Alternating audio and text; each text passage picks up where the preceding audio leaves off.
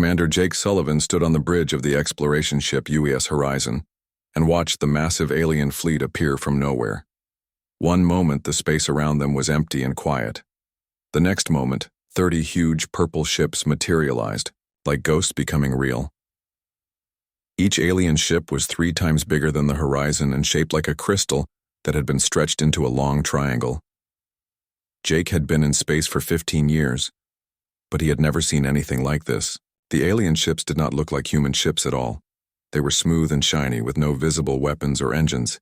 They seemed to glow with their own light, casting purple shadows across the horizon's hull. "Sir, we're getting a transmission," said Lieutenant Danny Kim from the communication station. His voice was steady, but Jake could hear the excitement underneath. This was it. First contact with an alien species. The moment humanity had been waiting for since they first looked up at the stars. "Put it through," Jake said. He straightened his uniform and tried to look calm. Behind him, the entire bridge crew held their breath. The main screen flickered and then showed the interior of one of the alien ships. Everything was made of the same purple crystal as the hull. Strange symbols floated in the air like holograms, and standing in the center of it all was the alien. It looked almost human, but not quite. It was tall and thin, with pale blue skin that seemed to shimmer. Its eyes were large and completely black, like deep pools. When it moved, it seemed to float rather than walk. Most strange of all, Jake could hear its voice inside his head rather than through his ears. "Greetings, primitive species," the alien said without moving its lips. "I am Vexhai, voice of the Zephyrian Collective. We have come to bring you into the Galactic Order." Jake felt a chill run down his spine.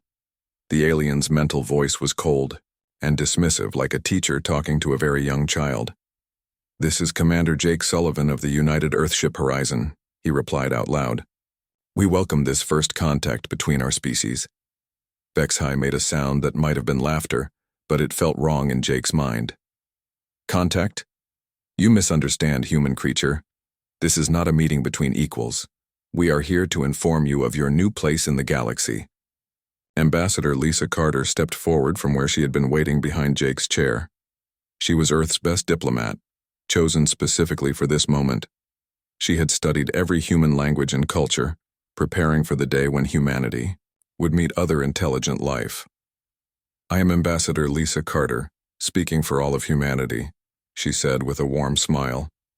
"We are honored to meet the Zephyrian Collective and learn about the galactic community. We hope this can be the beginning of a long friendship between our peoples." The alien's black eyes fixed on Lisa, and Jake saw her wince slightly. He realized that Vexhai was trying to read her mind, but Lisa had been trained for this possibility. She kept her thoughts focused and clear. "Friendship?" Vexhai's mental voice turned colder. "You speak as if you have a choice in this matter. Let me explain how the galaxy works, little human." The screen changed to show a map of the galaxy. Thousands of stars were marked with different colors. Most were purple, the same color as the Zephyrian ships. "The Zephyrian Collective has ruled this galaxy for over 10,000 of your years," Vexhai continued. "We have brought peace and order to more than 8,000 worlds. We have ended wars, stopped suffering, and created a perfect society." "That sounds wonderful," Lisa said carefully. "How can humanity contribute to this peaceful galaxy?" Vexhai's expression did not change, but Jake felt a wave of amusement from the alien's mind. It was not a pleasant feeling. "Your species will be classified as Category 7 primitive," Vexhai announced. "This means you will provide manual labor for the more advanced species. Your world will be divided into work zones.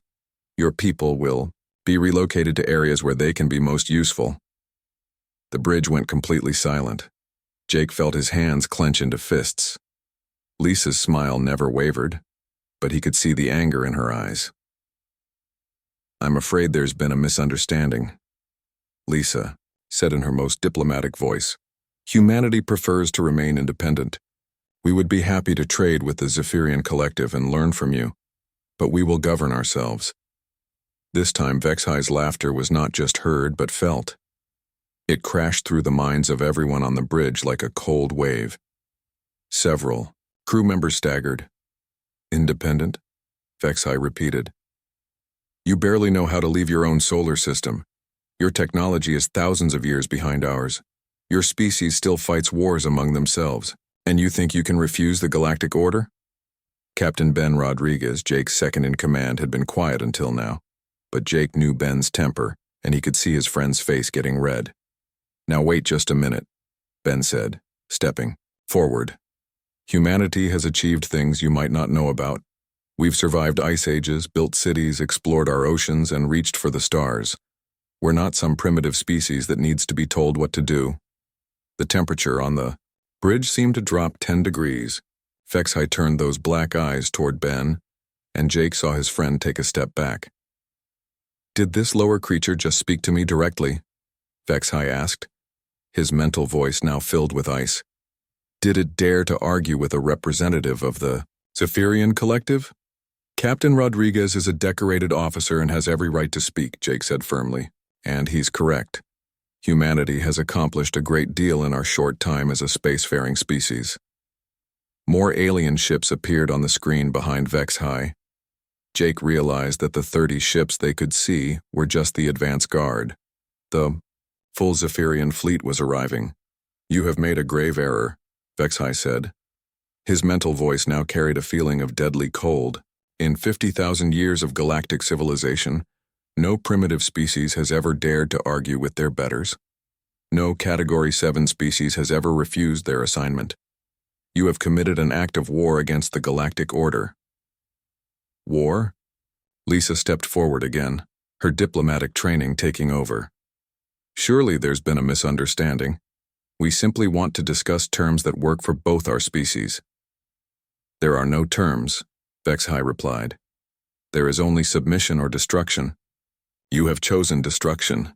The alien ships began to glow brighter. Jake's tactical officer, Lieutenant Sarah Martinez, looked up from her station with wide eyes. Sir, they're charging weapons, she reported. Energy signatures are off the scale. I've never seen anything like it. Jake looked around his bridge. His crew was scared but determined. These were good people who had volunteered to explore the unknown reaches of space. They had hoped to find friends among the stars. Instead, they had found bullies. Vexai, Jake said, looking directly at the alien on the screen.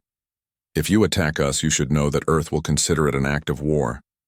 We may be primitive by your standards, but we don't back down from bullies. The alien's laugh filled their minds one more time. Your entire planet could not stand against a single one of our ships. We will destroy this vessel as an example, then return to claim your world. Perhaps watching their heroes die will teach your species proper respect. Jake made his decision in that instant. The Horizon was an exploration ship, not a warship. They had no chance against the alien fleet, but they could do one thing. They could make sure Earth knew what was coming. Danny, are you recording all of this? Jake asked quietly. Yes, sir. Full transmission ready to send to Earth. Send it, all of it. Maximum burst transmission. Jake walked to the front of the bridge and looked out at the alien fleet. 30 huge ships, each one capable of destroying the Horizon with ease. But they had made one mistake. They thought humans would surrender when faced with superior force. All hands, this is the captain, Jake announced over the ship's communication system. Prepare for ramming speed. We're going to show these aliens how humans say goodbye. The Horizon's engines roared to life, pushing the small exploration ship toward the massive alien flagship. Behind them, the quantum transmission raced toward Earth at faster-than-light speed, carrying news of humanity's first contact with the galaxy and of the war that was about to begin. The quantum transmission from the UES Horizon reached Earth 12 hours after Commander Jake Sullivan's ship was destroyed. The message arrived at Deep Space Communications Center in Colorado, where night shift operator Kelly Adams was drinking her third cup of coffee and trying to stay awake. The computer system started screaming alerts all at once. Kelly nearly dropped her coffee as screens lit up with priority signals she had never seen before. The transmission was marked with the highest possible emergency code, the kind reserved for alien contact or global catastrophe. "Oh my God," Kelly whispered as she started the playback. Within minutes, she was on the phone with General Patricia Hayes at North American Defense Command. General Hayes had been expecting this call for 20 years. She was one of the few people on Earth who knew the truth about humanity's real military capabilities. While the public saw exploration ships like the Horizon, the real human fleet was hidden in bases scattered throughout the solar system. "Patch me through to Global Defense Council immediately," Patricia ordered as she watched the transmission. She saw Jake Sullivan's brave last stand, heard the aliens' arrogant demands, and felt her jaw clench with anger.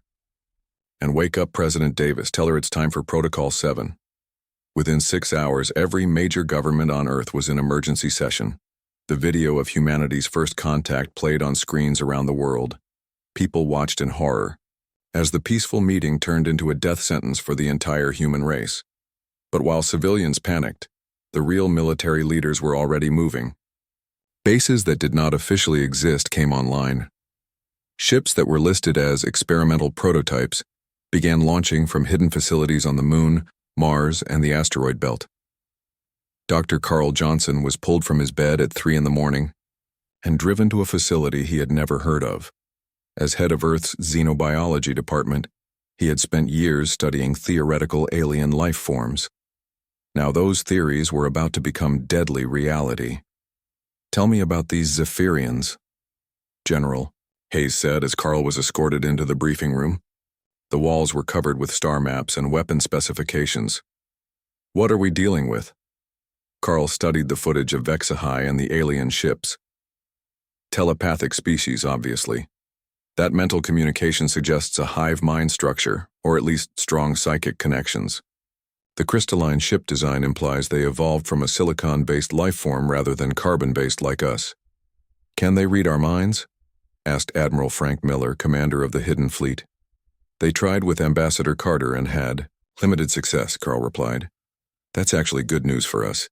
Most telepathic species evolve on peaceful worlds where mental barriers aren't necessary. Humans evolved on a world where deception and mental toughness meant survival.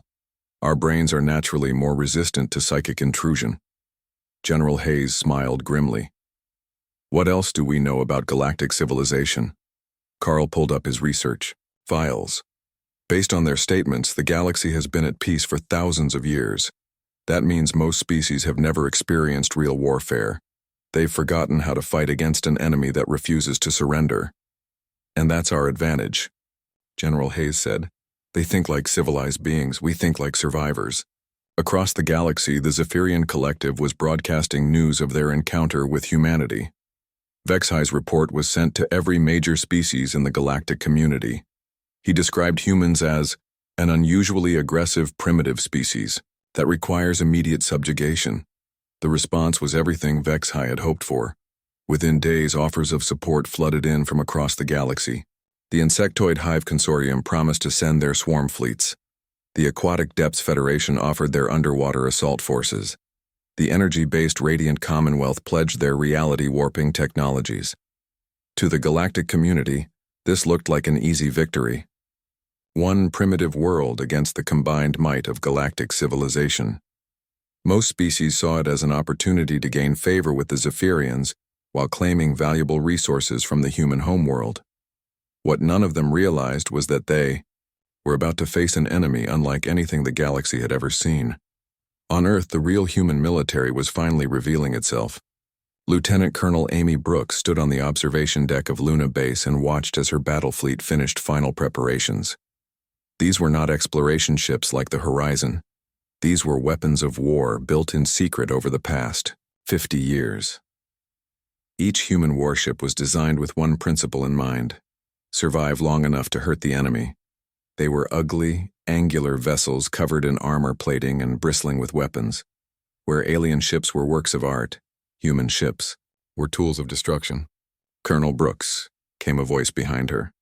She turned to see Dr. Helen Parker, Earth's top intelligence analyst. "I have the psychological profiles you requested." Helen spread out holographic displays showing different alien species. "The Zephyrians have ruled through intimidation for thousands of years. When they encounter resistance, they increase the show of force until their enemies surrender. They've never faced an enemy that becomes more dangerous when cornered." Amy studied the data. "What about their allies?"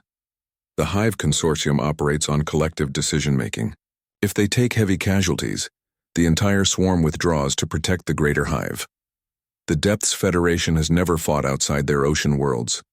The Radiant Commonwealth exists partially in another dimension and can't maintain physical form for extended periods. So they're all specialists, Amy concluded. They've never had to adapt their tactics. Exactly. And there's something else. Helen pulled up historical records. In 50,000 years of galactic civilization, the longest war on record lasted 6 months. Most conflicts end within weeks when the losing side surrenders rationally. Amy laughed, but there was no humor in it. They have no idea what they're getting into. Humans have been fighting each other for thousands of years. We know how to take casualties and keep fighting. We know how to lose battles and still win wars. Back on the Zephyrian homeworld, Vexhai was receiving reports that confused him. Long-range scans of the human solar system showed much more activity than expected. Ships were moving between planets. Energy signatures suggested massive industrial complexes that had not been visible during their first survey. Perhaps we underestimated their technological level, suggested Subvoice Kethvar, one of Vexhai's advisors. Impossible, Vexhai replied. Our initial scans were thorough. They are a primitive species that has barely learned to leave their home planet. What Vexhai did not understand was that humans had learned to hide their true capabilities. Every military installation was built inside asteroids or on the dark sides of moons. Every warship was disguised as a civilian transport or mining vessel.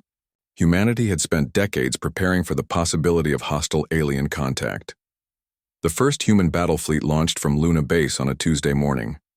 Amy Brooks stood on the bridge of her flagship, the UES Defiance, and reviewed her orders.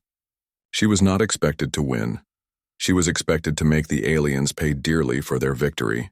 Ma'am, we're receiving a transmission from Earth, reported Communications Officer Tony Martinez. The main screen showed President Laura Davis speaking from the Oval Office. Colonel Brooks, the eyes of humanity are upon you.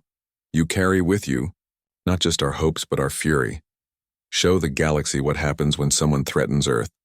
Amy saluted the screen. Understood, Madam President, we won't let you down. As the human fleet jumped toward their first target, Amy thought about the alien broadcast she had watched. Vexhai had called humanity's response an act of war, as if it were something shameful. The aliens seemed to think that declaring war was the worst thing that could happen. They were about to learn that for humans, war was not the end of diplomacy. War was just another tool, and humanity had been perfecting that tool for millennia. The galaxy was about to discover why Earth was the only planet in the solar system where evolution had produced persistence hunters, why humans were the only species that considered dying in battle preferable to living in chains, why every human child grew up hearing stories of warriors who fought impossible odds and won through sheer determination. The aliens had made their biggest mistake when they dismissed humanity as primitive. They were about to learn that sometimes the most dangerous enemy is the one that everyone underestimates. The war for humanity's freedom was about to begin, and the galaxy had no idea what was coming. The Battle of Kepler Station began at 03:47 hours on a Wednesday morning. Ship time. Lieutenant Colonel Amy Brooks watched from the bridge of the UES Defiance as her small fleet dropped out of hyperspace and found themselves facing the largest alien armada ever assembled. 300 Zephyrian ships hung in space like purple jewels, arranged in perfect geometric patterns. Behind them were the reinforcements from their allies. The insectoid ships of the Hive Consortium looked like giant metal beetles with wings spread wide. The Depths Federation had brought their water-filled vessels, spherical and blue-green like miniature oceans. The energy beings of the Radiant Commonwealth flickered in and out of visible space, their forms shifting between dimensions. "Ma'am, we're being scanned," reported Lieutenant Sarah Martinez from the tactical station. "They're trying to count our ships." Amy smiled grimly. The human fleet consisted of just 47 vessels, and most of those were destroyers and frigates. Against any reasonable odds, they should surrender immediately. But Amy had not come here to be reasonable. "Open communications to the alien fleet," she ordered. Let's see what they have to say. The main screen lit up with the image of Vex High, the same Zephyrian who had destroyed Commander Sullivan's ship. Behind him, Amy could see representatives from the other alien species gathered in what looked like a war council. Human Commander, Vex High's mental voice filled the bridge, cold and arrogant as before. I am surprised you came at all. I expected your species to surrender once you realized the hopelessness of your situation. This is Lieutenant Colonel Amy Brooks of the United Earth Defense Force, Amy replied, keeping her voice calm and professional. I'm here to discuss your withdrawal from human space. The aliens' laughter hit the bridge crew like a physical blow. Several junior officers winced at the psychic assault, but the senior staff had been trained for this. Amy felt the mental pressure and pushed it aside. Withdraw? Vex High repeated. You bring 47 primitive ships against our armada of over 800 vessels, and you speak of our withdrawal. I bring 47 ships full of very angry humans, Amy corrected. That should be more than enough. This time the alien laughter was mixed with confusion. The insectoid representative, speaking through translated clicks and buzzes, asked something that sounded like a question. Vex High answered in his own language before turning back to Amy. The Hive Queen asks if your species suffers from some form of mental illness. She cannot understand why you do not simply surrender. Amy looked around her bridge at her crew. These were men and women who had volunteered for a mission they knew was probably suicide. Lieutenant Danny Kim at Communications was barely 22 years old. Commander Steve Turner, captain of the destroyer squadron, had 3 children back on Earth. Major Rachel Stone, leader of the Marine contingent, had turned down a promotion to stay with her unit. None of them looked afraid. They looked determined. Tell the Hive Queen that humans don't surrender to bullies, Amy said. We never have and we never will. Vex High's black eyes narrowed. Then you will die uselessly. Your ships will be destroyed. Your crews will perish and your world will still fall to us. What do you hope to accomplish with this meaningless gesture? Amy checked her tactical display. The alien ships were moving into standard attack formation, just as Earth's intelligence had predicted. They were forming orderly lines, preparing for the kind of formal battle that had been fought in the galaxy for thousands of years. I hope to teach you something about humans, Amy said. Danny, cut transmission. All ships, this is command. Execute Plan Chaos. The human fleet exploded into motion, but not in any pattern the aliens recognized. Instead of forming battle lines, the human ships scattered in all directions. Some dove toward the alien fleet at maximum speed. Others curved around the flanks. A few appeared to be running away entirely. The Zephyrian commander tried to respond with traditional tactics. His ships moved to intercept the human vessels, maintaining their organized formations, but the humans refused to fight the way battles were supposed to be fought. Commander Steve Turner's destroyer squadron hit the left flank of the alien fleet using a maneuver they called wolf pack hunting. Instead of engaging the large Zephyrian cruisers directly, Turner's ship surrounded a single enemy vessel and attacked it from all angles at once. The Zephyrian captain, trained in honorable single combat between equal opponents, found his ship being torn apart by coordinated attacks from smaller, more agile vessels. He tried to turn to face his primary attacker, only to expose his flank to another human destroyer. When he tried to retreat, he found his escape route blocked by a third human ship. This is not how space battles are fought, the Zephyrian captain transmitted on an open channel, his mental voice filled with outrage. You attack like cowards without honor. We attack like humans, Turner replied over the radio. Honor doesn't stop laser beams.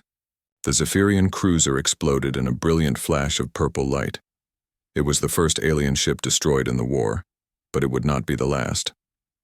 While Turner's squadron tore into the alien flanks, Major Rachel Stone was preparing for something the galaxy had never seen before. Her marine assault ship, the UES Reaper, rammed straight through the shields of a Zephyrian command vessel and locked onto its hull. Boarding party, go, go, go, Rachel shouted as her marines poured through the breach they had cut in the alien ship's hull. The Zephyrians inside had never experienced a boarding action. In 50,000 years of galactic warfare, No species had ever been crazy enough to ram their ships together and fight hand-to-hand in the corridors. The crystalline aliens, used to fighting battles from the safety of their bridge, found themselves facing human marines in powered armor carrying weapons designed for close combat. The aliens tried to use their telepathic abilities to control the human minds, but it barely worked. Earth's violent history had given humanity natural defenses against mental intrusion. Where other species might be paralyzed by psychic assault, humans just got angrier. Rachel led her squad through the alien corridors, following the ship's layout that intelligence had predicted. The Zephyrians, beautiful and graceful in their own environment, were not built for physical combat. Their limbs were too delicate, their bodies too fragile. "Secure the bridge," Rachel ordered as her marines swept through the ship's command center. The alien officers faced with armored humans carrying military-grade weapons simply stood in shock. "This is impossible," one of them managed to say, his mental voice weak with disbelief. "Civilized beings do not board enemy vessels. It is barbaric."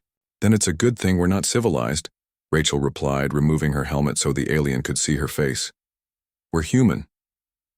The real shock came when the battle appeared to be turning against the humans. Commander Turner's destroyer, the U.S. Wolverine, had taken critical damage from 3 alien cruisers. His engines were failing, his weapons were offline, and his hull was breached in a dozen places. Any rational commander would have surrendered. The ship was clearly doomed, and continuing to fight would only result in the deaths of his entire crew. Instead, Turner got on the ship's communication system and started playing music. Not just any music, but the old Earth war songs that human soldiers had sung for centuries.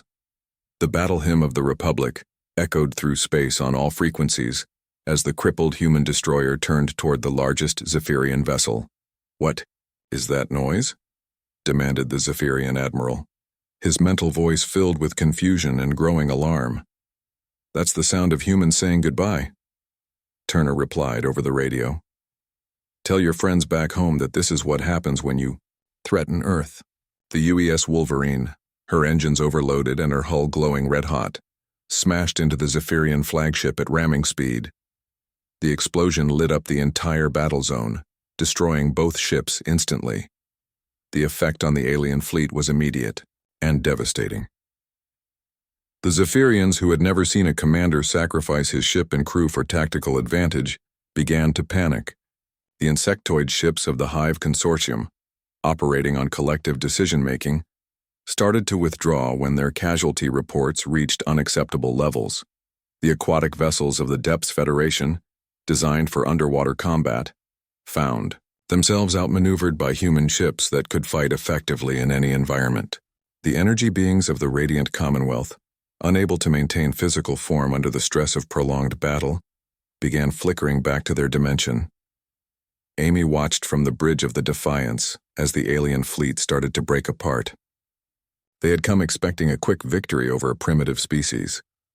Instead, they had found an enemy that treated near-certain death as just another tactical option. "Ma'am, we're receiving surrender requests from 12 alien vessels," reported Lieutenant Martinez. "Accepted," Amy said. "But make sure they understand the terms. Any ship that tries to attack human space again will be destroyed without warning." The Battle of Kepler Station was over, but the war was just beginning. As Amy prepared her battle report for Earth Command, she knew this victory would shock the galaxy. For the first time in galactic history, a primitive species had not only refused to surrender but had actually defeated a superior alien force. 2 years after the Battle of Kepler Station, Admiral Frank Miller stood on the observation deck of his flagship and looked out at the captured world of Nexus Prime. The planet had once been a major Zephyrian manufacturing center, its purple crystal city stretching across 3 continents. Now human flags flew from those same towers, and Earth construction crews were building military bases in the valleys between the alien structures. The war that was supposed to last 6 months had stretched into its 3rd year. What the galaxy had expected to be a quick subjugation of a primitive world had become a grinding conflict that consumed resources and lives at a rate no alien species had ever experienced. Frank received daily reports from across the war zone, and each one told the same story. Human forces, outnumbered and outgunned, continued to fight with a determination that horrified their enemies. More importantly, they were winning. "Sir, we have a communication from Earth Command," announced Lieutenant Colonel Sandra Wright, his chief of staff. "Admiral Davis wants a full strategic update." Frank nodded and walked to the communication center. The quantum link connected him directly to Earth, where Admiral Patricia Davis now commanded all human military operations. She had been promoted 3 times since the war began, as Earth's leadership realized they needed their best strategic minds in charge. "Frank," Patricia's image appeared on the screen, looking tired but determined. "Give me the real situation out there. No sugarcoating." "The aliens are breaking," Frank reported. "Not their ships or their weapons, but their will to fight. They can't understand an enemy that considers massive casualties acceptable losses." He pulled up a holographic display showing the current state of the galaxy. Red zones marked areas under human control, while blue showed remaining alien territories. The map looked like a virus spreading through a healthy system. "The Hive Consortium withdrew completely last month after we destroyed 3 of their swarm fleets," Frank continued. "They lost more ships in 6 months than they had in the previous 1,000 years. Their collective decision-making process couldn't handle sustained losses." Patricia studied the map. "What about the Depths Federation? Captain Tony Martinez's submarine forces broke them," Frank said with pride. "They thought their underwater worlds made them safe. Tony showed them that humans can fight effectively in any environment.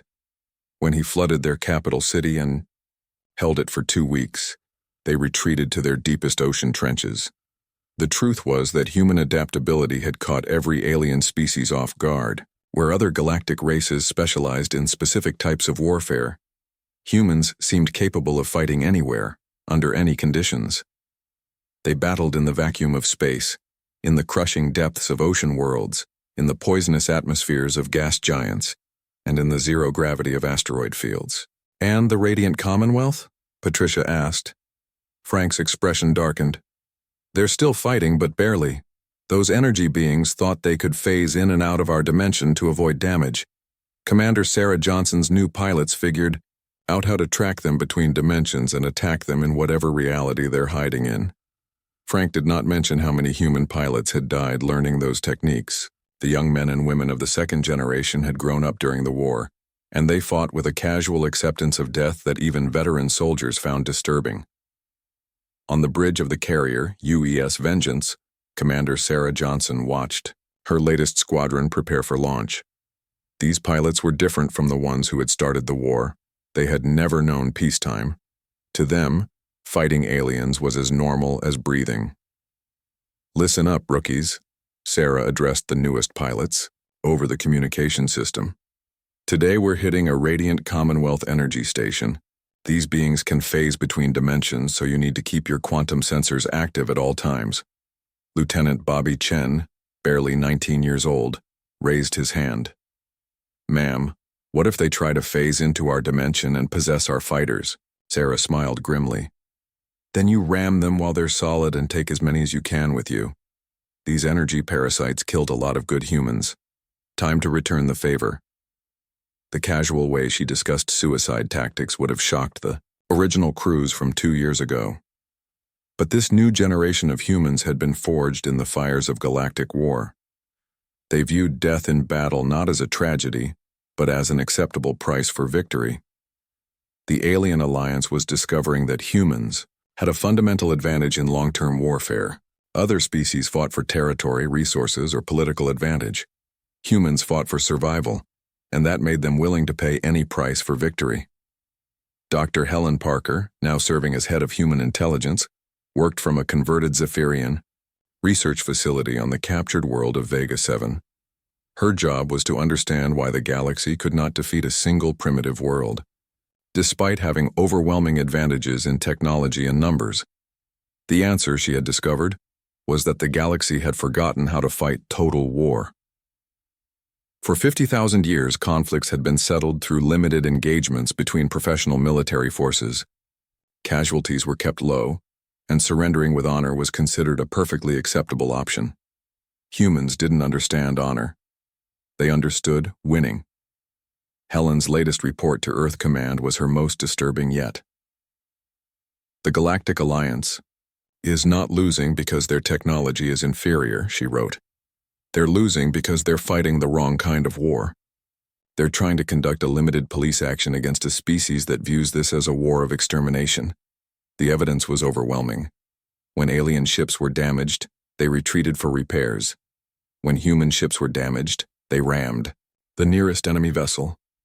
When alien commanders faced defeat, they surrendered to preserve their crews. When human commanders faced defeat, they fought harder. The psychological impact was devastating. The alien forces, species that had never experienced real casualties, were watching their fleets disappear into the void. Commanders who had expected quick promotion through easy victories found themselves facing an enemy that refused to cooperate with their defeat. On the Zephyrian homeworld, HFY stood before the ruling council and tried to explain how badly they had miscalculated. The chamber, carved from a single massive crystal, had not hosted a war council in over 10,000 years. Now it echoed with arguments and recriminations. The humans have captured 47 of our worlds, HFY reported, his mental voice heavy with defeat. They have destroyed over 2,000 of our ships. Their casualties are 3 times higher than ours, but they continue to fight as if numbers mean nothing.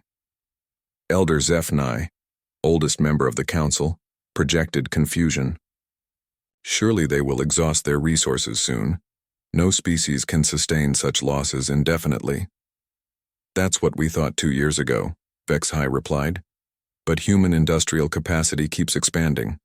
Every world they capture becomes a new base of operations.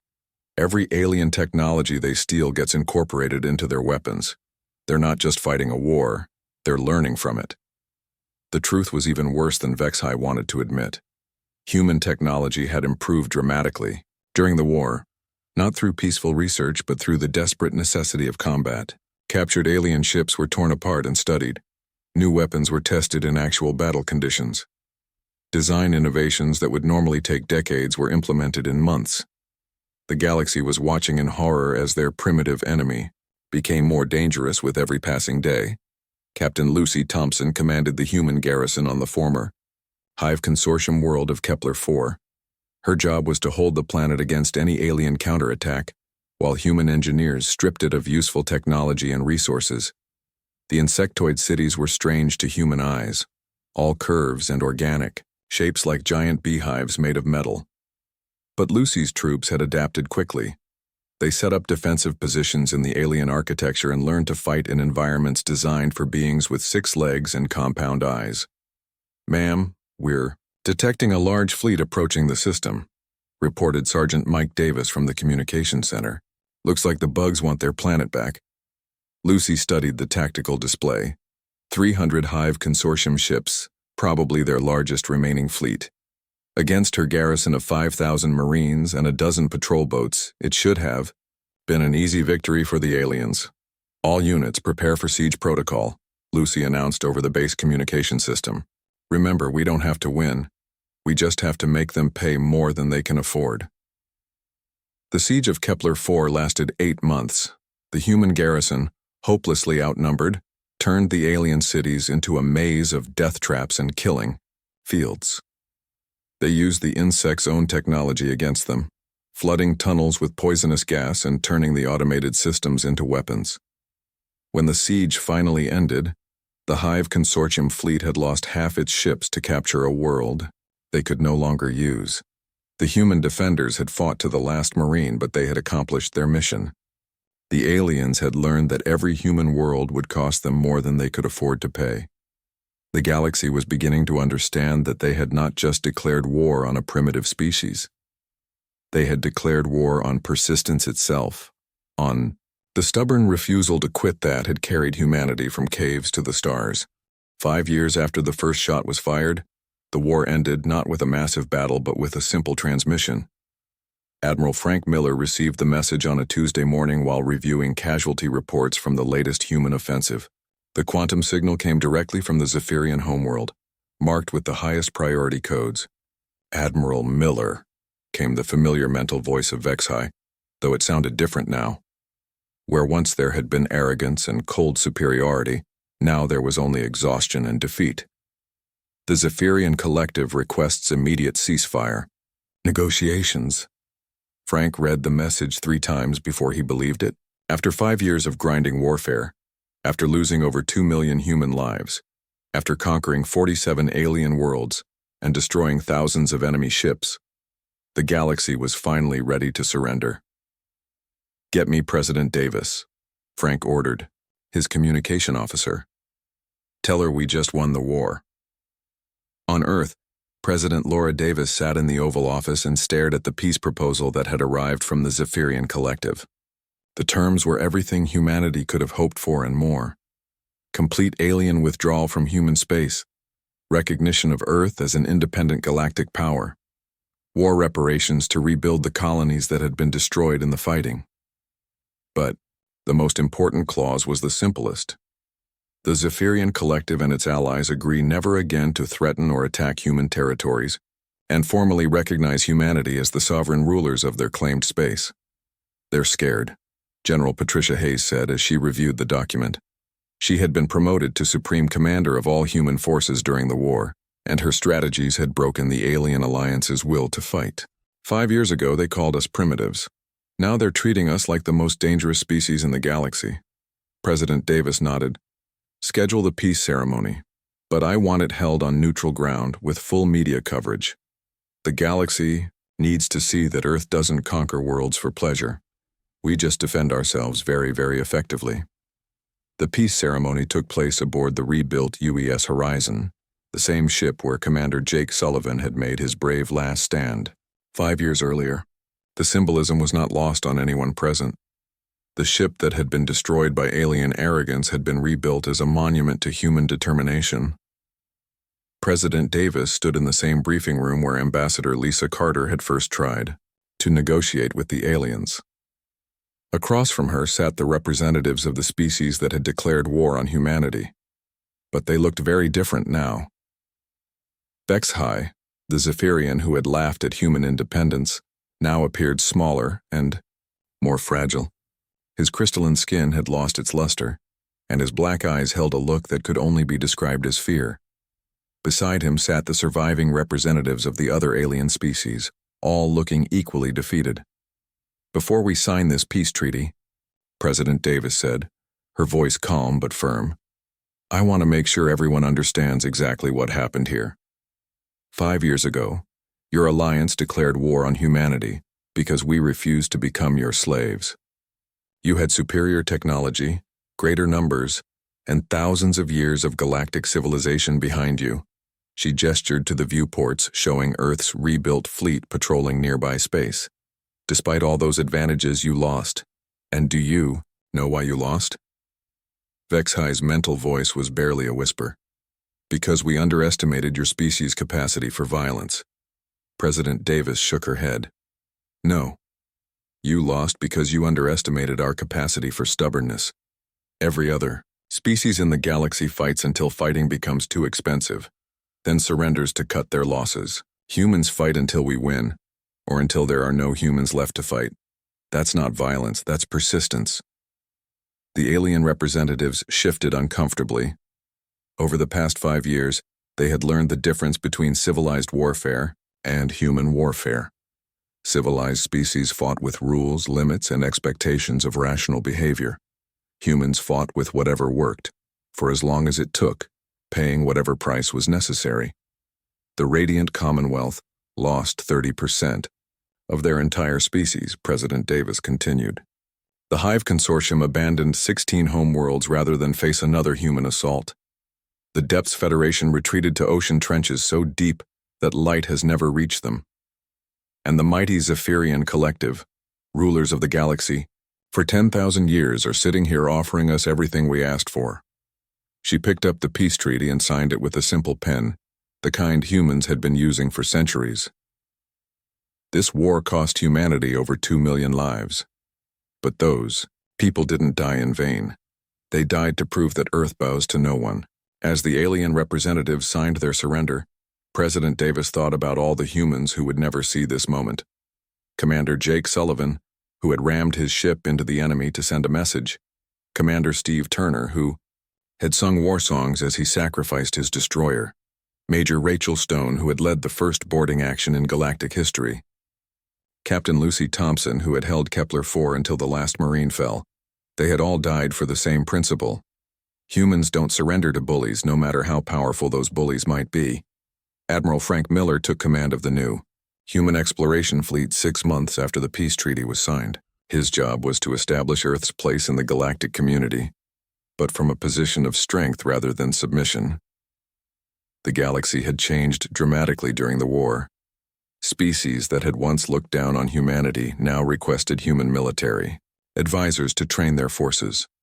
Trade agreements that had been impossible before the war were now eagerly offered by alien governments seeking human favor. It's amazing how much more polite everyone becomes when they know you can destroy their entire civilization, Frank remarked to his second-in-command, Captain Amy Brooks, as they reviewed diplomatic requests from across the galaxy. Amy, now promoted from her wartime rank of lieutenant colonel, nodded. The Zephyrians want to purchase human military technology, the same technology they called primitive 5 years ago. Frank laughed. And what did we tell them? That Earth is always willing to discuss defensive technologies with peaceful neighbors, Amy replied. Emphasis on peaceful. The irony was not lost on either of them. Humanity had become the galaxy's newest superpower, not through conquest or technological supremacy, but through the simple demonstration that they would never ever give up. Other species fought for profit or territory or political advantage. Humans fought for survival, and that made them unconquerable. Dr. Carl Johnson, now serving as Earth's chief xenobiologist and galactic advisor, published his final report on the war 6 months after the peace treaty. His conclusions would be studied by military academies across the galaxy for generations to come. The Galactic Alliance lost the war not because of inferior technology or poor strategy, he wrote, but because they misunderstood the fundamental nature of their enemy. They thought they were fighting a primitive species that could be intimidated into submission. Instead, they encountered a species that had evolved on a world where surrender meant death. His report detailed how human evolution had shaped humanity's approach to warfare. Earth was the only known world where intelligent life had evolved as persistence hunters, creatures that pursued their prey until exhaustion made the kill possible. This evolutionary background had given humans their greatest weapon, the absolute refusal to quit. Other species fight until fighting becomes unprofitable, Carl concluded. Humans fight until they win. This makes them the most dangerous opponents in galactic history, not because they are violent, but because they are unstoppable. On Earth, monuments were built to honor the war dead. But the greatest monument was the simple fact that human children could grow up free. They would never be slaves to alien masters. They would never bow to galactic overlords. They would explore the stars as equals, not as servants. The galaxy had learned the hard way that attacking humanity was the last mistake most species ever made. Earth had become a name whispered with respect and fear across 1,000 worlds. Not because humans were cruel or evil, but because they simply would not lose. As Admiral Miller's fleet spread across the galaxy, now welcomed as honored guests rather than dismissed as primitives, one fact became clear to every alien civilization. Humanity had earned their place among the stars through the oldest method known to intelligent life. They had refused to surrender, no matter what the cost. The galaxy's deadliest species had never been the one with the biggest guns or the most advanced technology. It had been the one that considered death preferable to defeat, that viewed impossible odds as just another tactical challenge to overcome, and that species was humanity.